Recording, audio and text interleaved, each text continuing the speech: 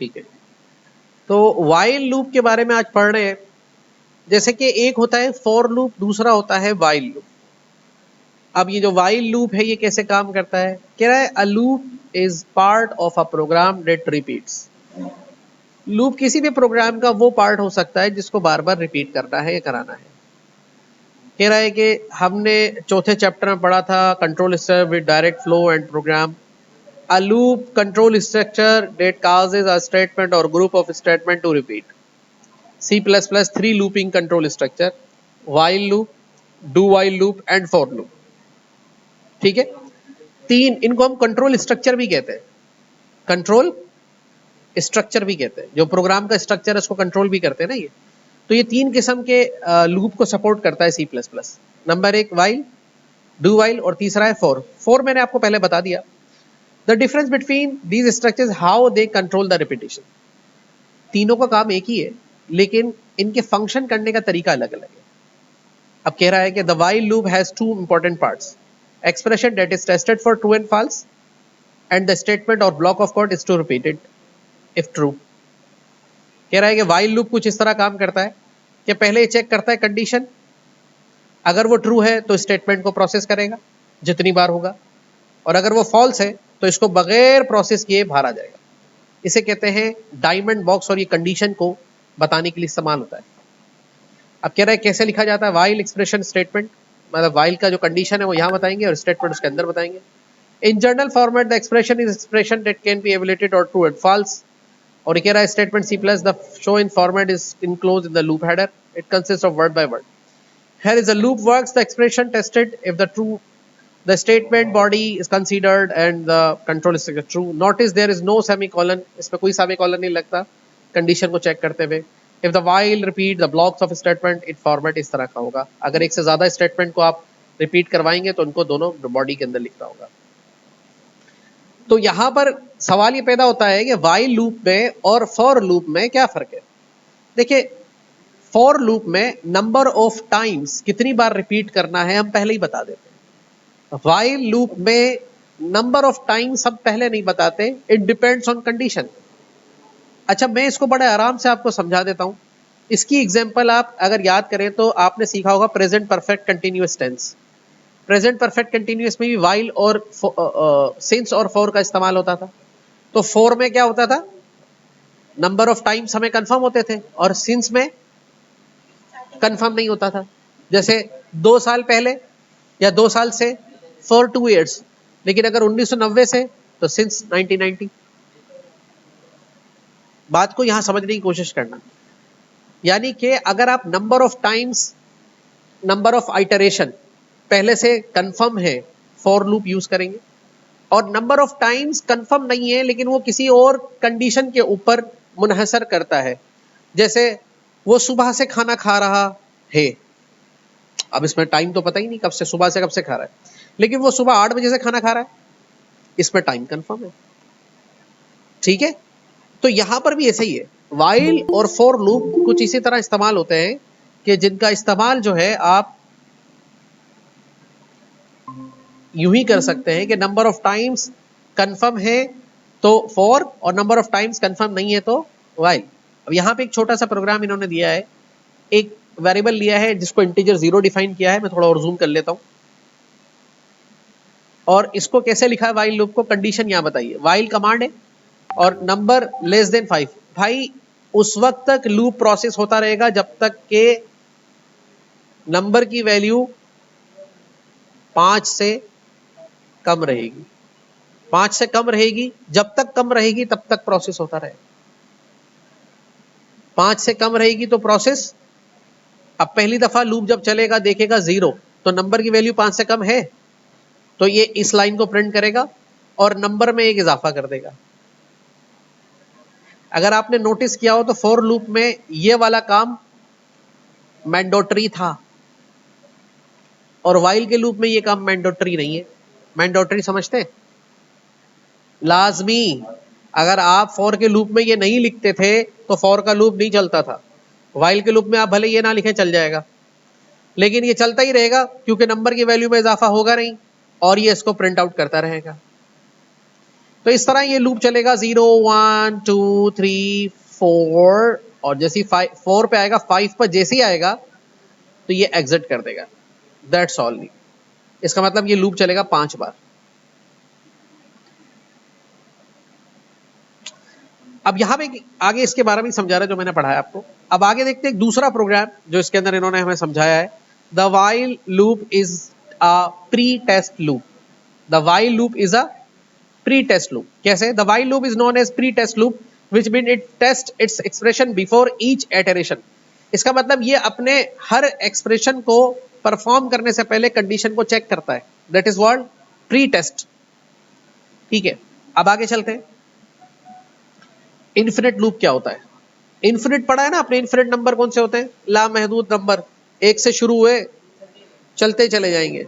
ठीक है ना। तो लूप भी इन्फिनिट हो सकता है।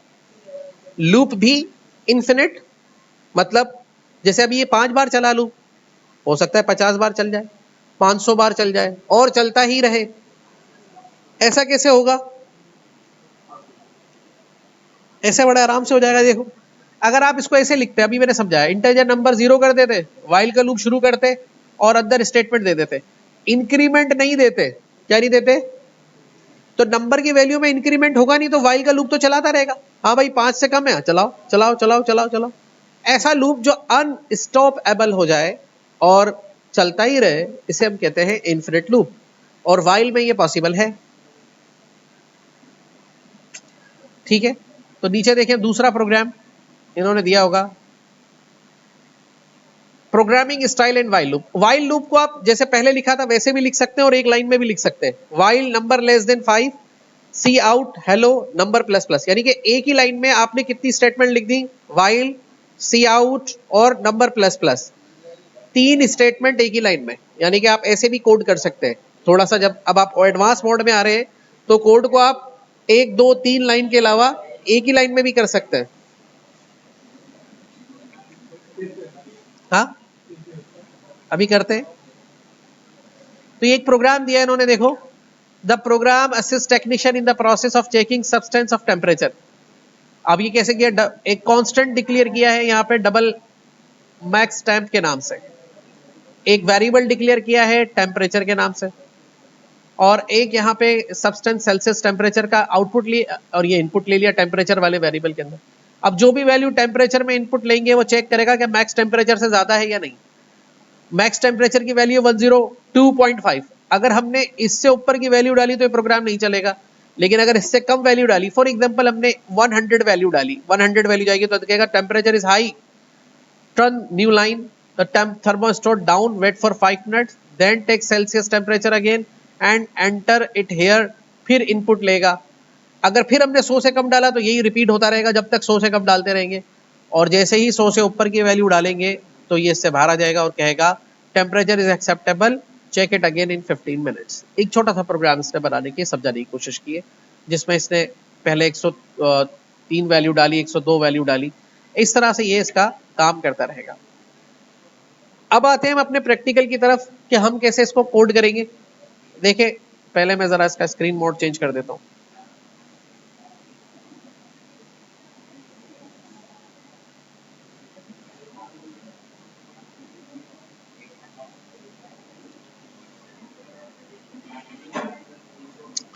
ओके, अभी यहां जाके फाइल के अंदर न्यू कर रहे हैं, hash include IO stream using name space std। देखिए, प्रोग्रामिंग मिक्स में ये होता है कि मैं आपको जो चीजें अलग अलग पढ़ाता हूं प्रोग्राम्स में उन सबका इस्तेमाल होता है। तो आप घबराया नहीं करा करें, आप समझा करें ये कांस्टेंट है, ये वेरिएबल है, ये फंक्शन है, ये लूप है। उसी को समझ के तो आप कोई प्रोग्राम बना पाएंगे और प्रोग्राम को समझ पाएंगे। यहां पर इंटीजर मेन करके हम इसको स्टार्ट कर लेते हैं और यहां पर हम इसको इस तरह से स्टॉप करके ये लगा देते हैं। अब अगर मुझे फंक्शन डिक्लेयर करना है तो यहां पे डिक्लेयर करूंगा। अभी एक चीज और बताता हूं आपको, कांस्टेंट क्या होता है। क्या हुआ? इसको आवाज आई इसमें से?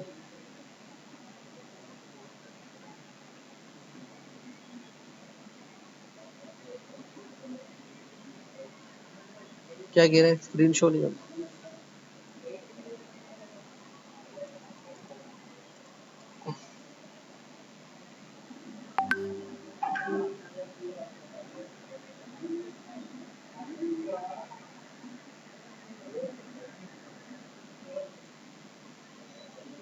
क्यों?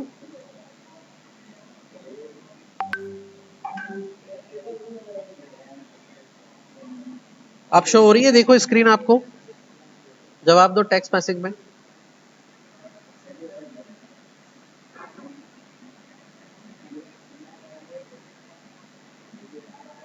साक्षी स्क्रीन शो हो रही है आपको?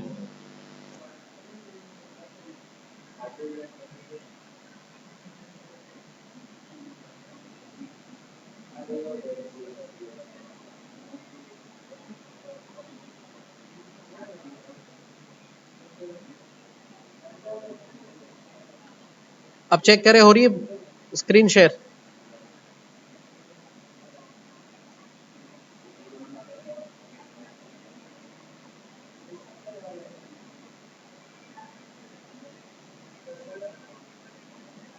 चलो ठीक है। अब देखिए यहाँ पे हम सिंपल सा वाइल लूप का इस्तेमाल करके देखते हैं। तो हमने यहाँ पे इंटीजर करके एक वेरिएबल ले लिया नम के नाम से और उसकी स्टैंडर्ड वैल्यू रख दी 0। वाइल का लूप स्टार्ट किया और यहाँ पे जाके वाइल की बॉडी बना दी, ये जो ओल्ड फैशन हम लिखते हैं इस पर। सी आउट पे लिखा, यहाँ पे लिखा output hello I am while loop, new line लगा दिया यहाँ पे। ठीक है, अभी भी अगर मैं इस प्रोग्राम को सेव करूं,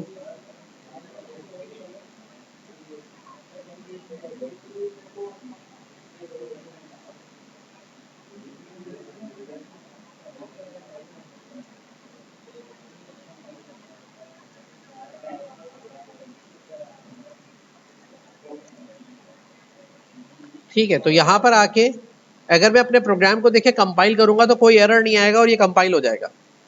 एरर अभी ये आ रहा है कि कह रहा है कि भाई कंडीशन बताओ, तो मैंने कहा कि num less than equal to 5, equal भी लगा दिया, इसका मतलब ये स्टेटमेंट 6 दफा चलेगी। ये मैंने प्रोग्राम को कंपाइल किया और रन किया, ये प्रोग्राम अभी कंपाइल होके रन होना शुरू हो गया, ये रन हो रहा है, ये कंटिन्यूसली काम कर रहा है।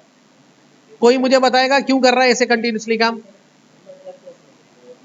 ये इन्फिनिट हो गया है। क्या हो गया है? क्योंकि हमने इसको बताया ही नहीं कि नम की वैल्यू को प्लस करना था।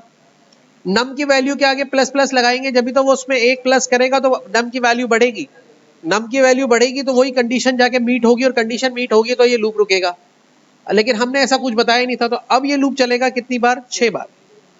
ठीक है, और अगर मुझे इसको 5 बार चलाना है तो या तो मैं इसको 4 कर दूं या फिर यहां से इक्वल हटा दूं। दोनों सिचुएशन में अब ये 5 बार चलेगा।